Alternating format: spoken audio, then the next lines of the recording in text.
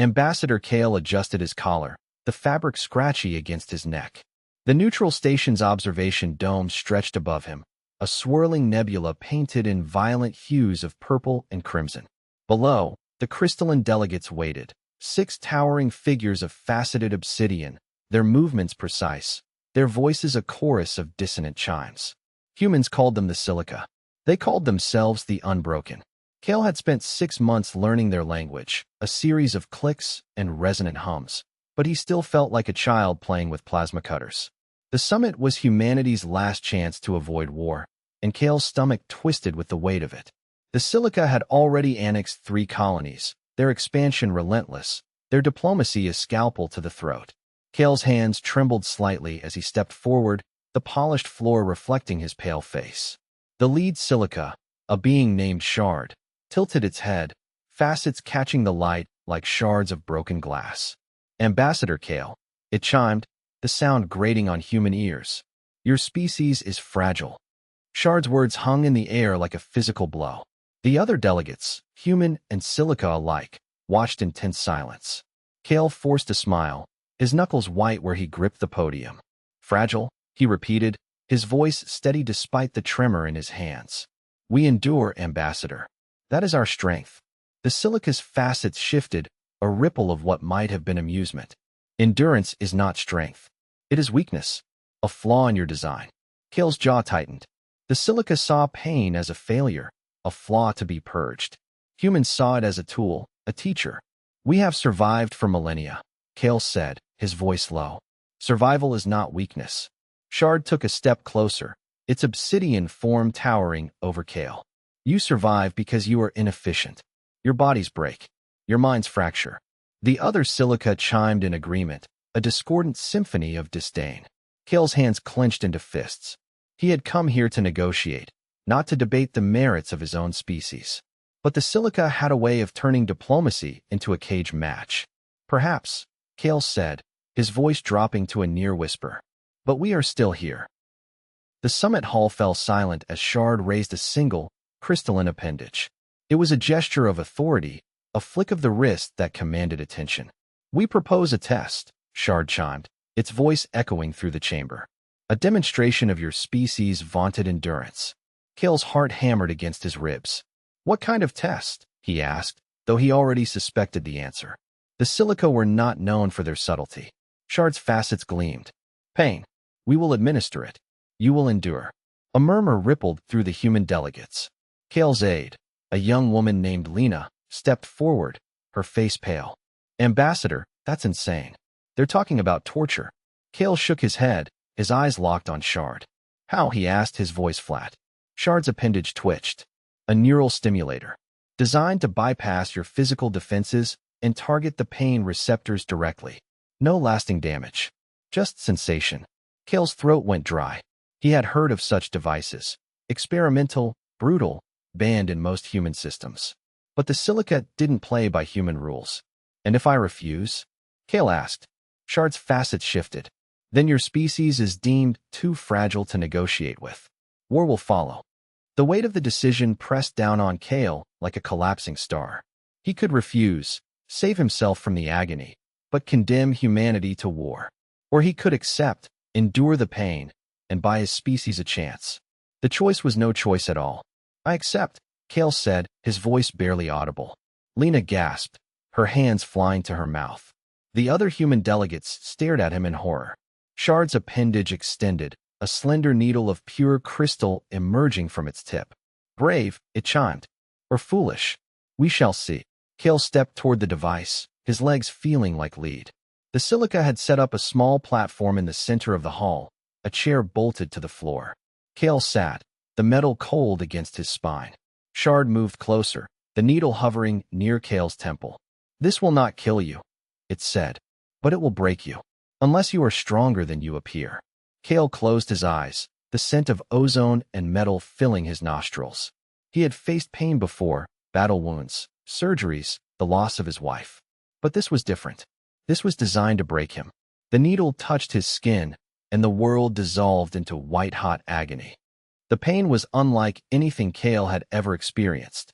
It wasn't a single sensation but 1,000, a tidal wave of fire and ice tearing through his nerves. His muscles locked, his back arching off the chair as a scream tore from his throat.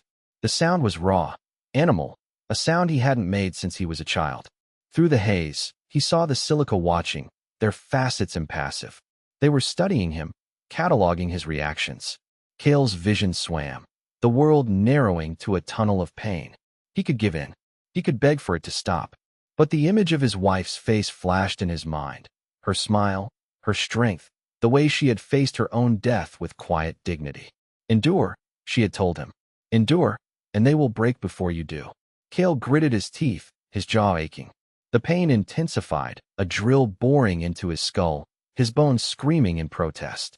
He could feel his sanity fraying, the edges of his mind unraveling like cheap thread.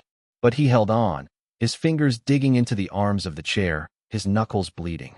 The silica's chimes grew louder, a chorus of anticipation. They wanted to see him break. Kale refused. Time lost meaning in the crucible of pain. Minutes stretched into hours, the stimulator relentless in its assault. Kale's body trembled, sweat and blood mixing on his skin. His breath came in ragged gasps, his vision blurring. The silica had not moved, their patience as vast as the void between stars. Shard's appendage remained steady, the needle a constant torment. Kale's mind began to fracture, memories bleeding into hallucinations. He saw his wife again, but this time she was smiling, her eyes filled with pity. "You are weak," she said. "You cannot endure this." Kale shook his head, a strangled sound escaping his lips. "I can," he thought, the word a prayer in the storm. The pain shifted, becoming a vice around his heart, squeezing until he thought it would burst. He could feel his organs screaming, his body shutting down. But still he held on. The silica's chimes changed, a subtle shift in pitch. They were intrigued, impressed. Kale's lips peeled back from his teeth, a snarl tearing from his throat. He was a human, and humans were built to endure.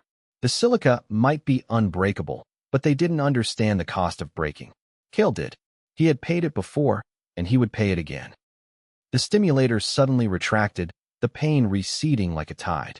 Kale slumped in the chair, his body trembling uncontrollably. The world swam back into focus, the nebula above a smear of color. The silica were silent, their facets unreadable. Kale's chest heaved, his breath coming in ragged sobs.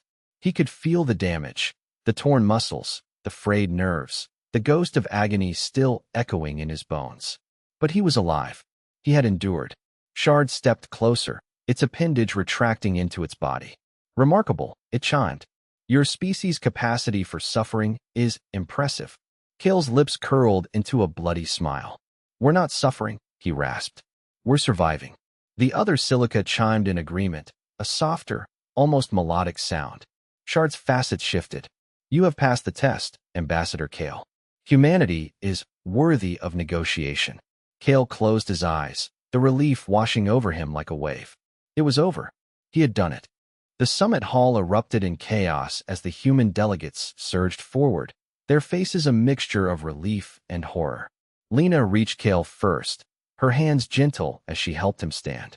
"Ambassador, you're hurt," she said, her voice thick with emotion. Kale waved her off, his legs unsteady.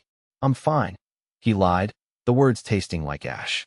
The silica had already begun to withdraw, their movements precise and economical. Shard paused, turning back to Kale. "Your species is stronger than we believed," it chimed. "But strength is not enough. You must learn to control your pain, to wield it." Kale met its gaze, his eyes burning. "We don't control it," he said. "We live with it." Shard's facets shifted, a flicker of something unreadable, a distinction without difference. The silica turned and left, their chimes fading into the distance. Kale leaned against Lena, his body screaming for rest. The summit was a success, but the cost was etched into his flesh. He had won, but he had also been broken. Days passed in a blur of medical treatment and diplomatic fallout. Kale's body was a canvas of bruises and scars, a roadmap of the pain he had endured. The silica had agreed to a ceasefire, but tensions remained high. Kale spent most of his time in his quarters, the silence a heavy blanket. Lena visited often, her quiet presence a balm. "They're talking about you," she said one evening, her voice soft. The other delegates. They call you the unbroken ambassador. Kale grunted, wincing as he shifted in his bed. Let them talk. Lena's eyes searched his face. Was it worth it? Kale looked out the viewport, the nebula a swirl of color. It has to be, he said. There's no other choice. Lena's hand rested on his arm, her touch warm. You're a hero, ambassador. You saved us. Kale shook his head. No, I just endured. The final day of the summit arrived, and Kale stood before the Silico one last time. They had agreed to a permanent treaty, a fragile peace built on pain and endurance. Shard waited for him, its obsidian form gleaming in the light. Ambassador Kale, it chimed. You have impressed us, but we are not done. Kale's heart sank. What now? Shard's appendage extended, a small crystal sphere hovering in the air. We wish to study you, to understand how you endure. Kale's jaw tightened. You want to dissect me. Not dissect. Observe. Learn. Kale's hands clenched into fists. I won't be your lab rat. Shard's facets shifted. Then the treaty is void. War will follow. Kale's breath hitched. The cycle was beginning again. The pain, the choice, the endurance. He had thought it was over, but it was never over. The Silica would always push, always test. And humans would always endure. Kale closed his eyes, the memory of the stimulator's agony flooding back. He had faced it once. He could face it again. Fine, he said, his voice steady. Let's begin.